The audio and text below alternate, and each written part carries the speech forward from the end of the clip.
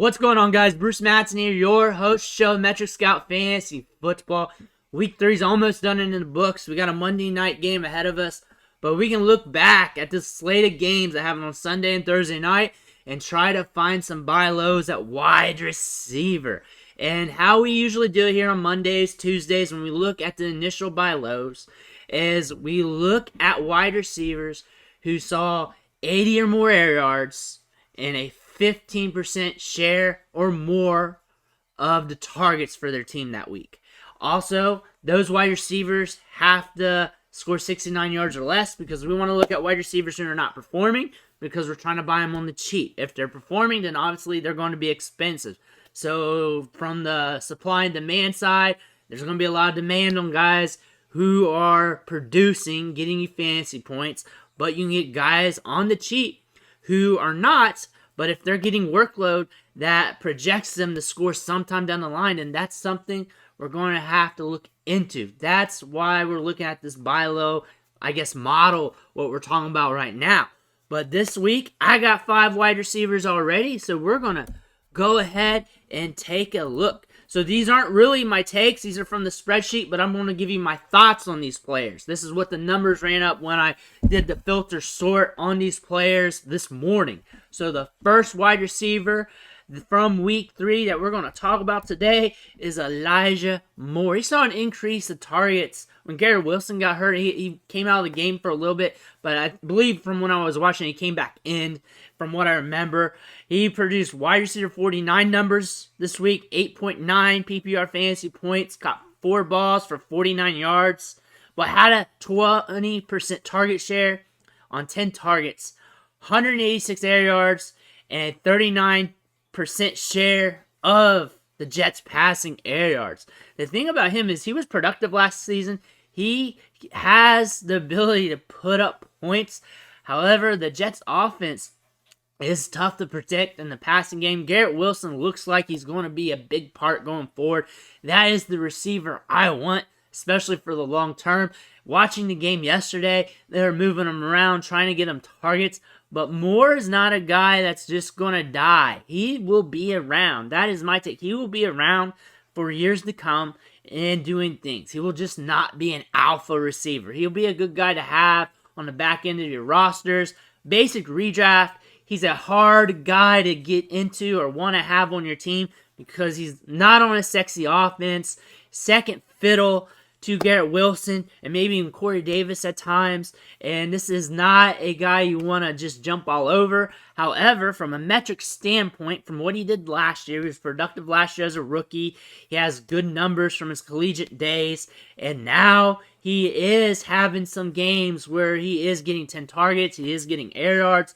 He will have some weeks this year where he blows up. That's just going to happen. Whenever the Jets have that optimal game script and things go Moore's way, he will have a game or 2, 3 or 4, probably more like 2 or so, that he will have big numbers. Is he a straight up buy? Only if he's free. Only if he's free, you can get him cheap, because really when you put him in your lineup, you don't know what's going to happen, and you may be getting wide receiver 50 numbers here on going forward, except for those boom weeks. Garrett Wilson's the guy to get. You can definitely tell by how things are flowing. But Elijah Moore also has a lot of potential, but that may be more in the coming years.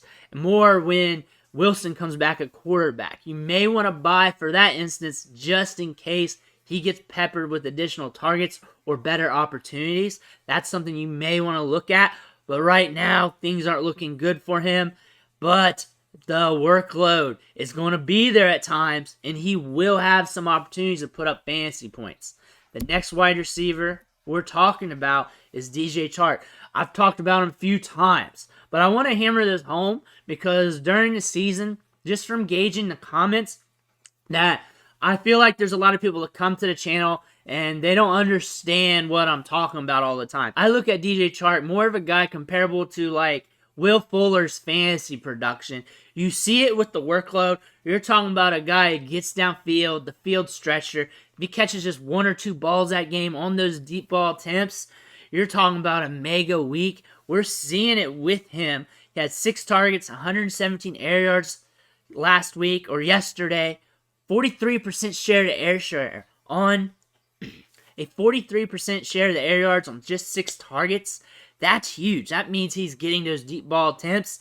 That means downfield, if he connects on 1 or 2 of those, it's a big week. It's all she wrote. 3 catches for 46 yards. Not bad there. Wide receiver 55 on the week. I feel like you can still probably buy him on the low, but you just have to watch where you put him in. He's a guy that in an optimal matchup, you just put him in your flex and you close your eyes.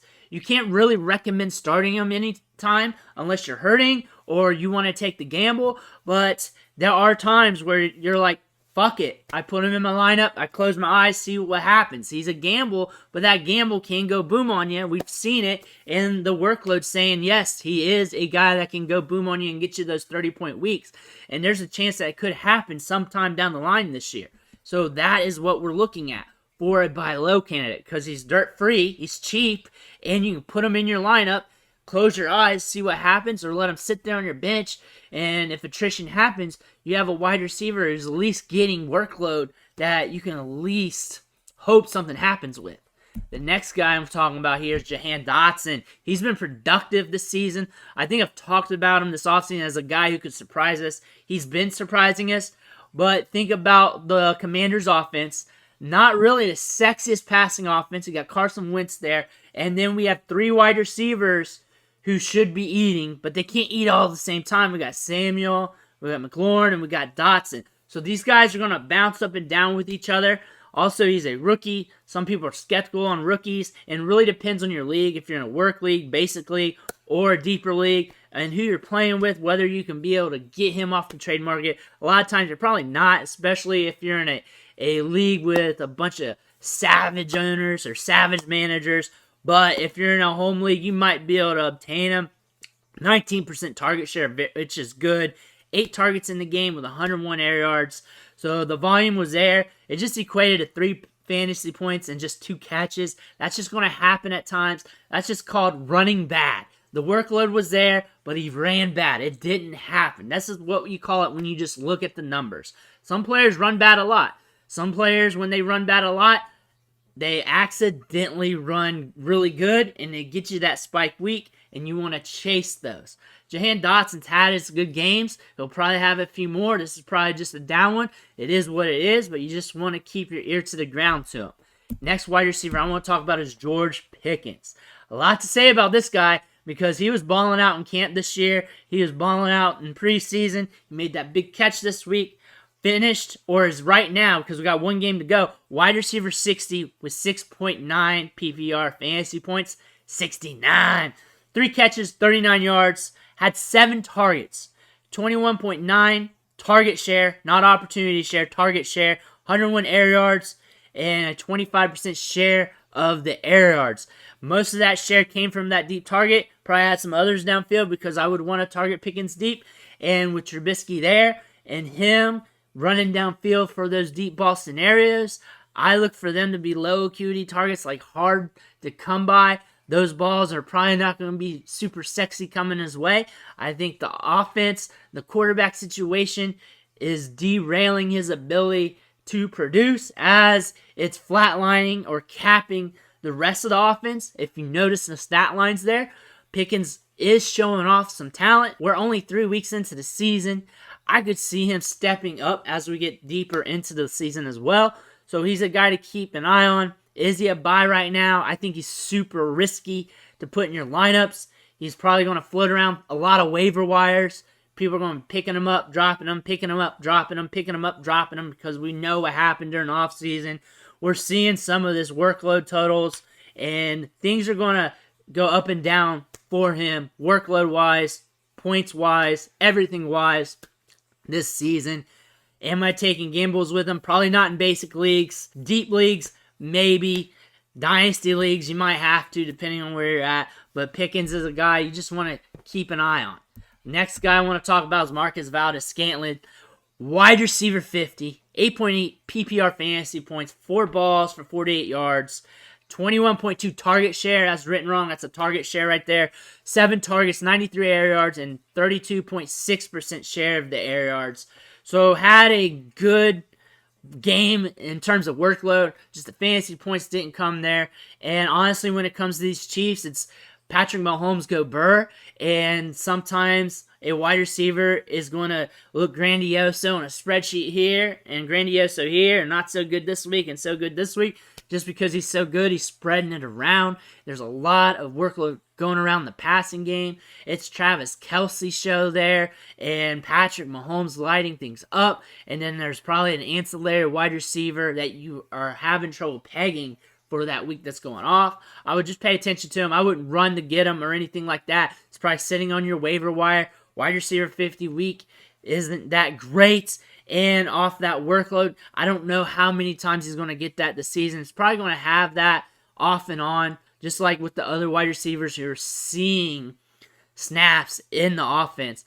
But he's a guy, just like the others, you want to pay attention to, but he's not a must-get. Guys here that I'm thinking about a lot, DJ Chark as my Will Fuller, Johan Dotson off and on, but I don't think he's obtainable via trade. Not that great of a trade target. Elijah Moore's probably a cheap trade target that could experience a bounce back later in the year compared to what he was doing during his rookie season. George Pickens is a hell of a talent. I want to see what goes on with him going forward. Scared of the offense, but I really need him to simmer a little bit more before I think about going after.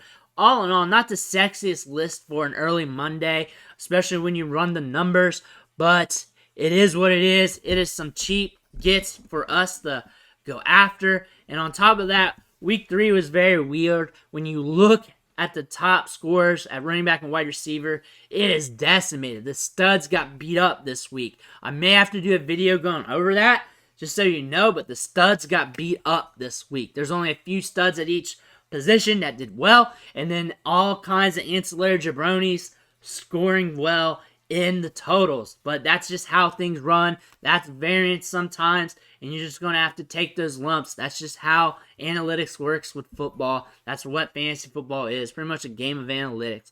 But let me know who you're trying to get in the comment section. Drop that below. Smash that like button on the way out. Helps the video and the algorithm. And then also hit that subscribe button. I'm here to help you out with your fantasy team. And if some of these recommendations don't work out for you, I'm going to have more. I'm going to keep running the spreadsheets, keep finding more guys to buy low on, and try to help you with those trade targets, those waiver wire claims, or whatever. But I want to thank you for watching, and I'll catch you on the next video.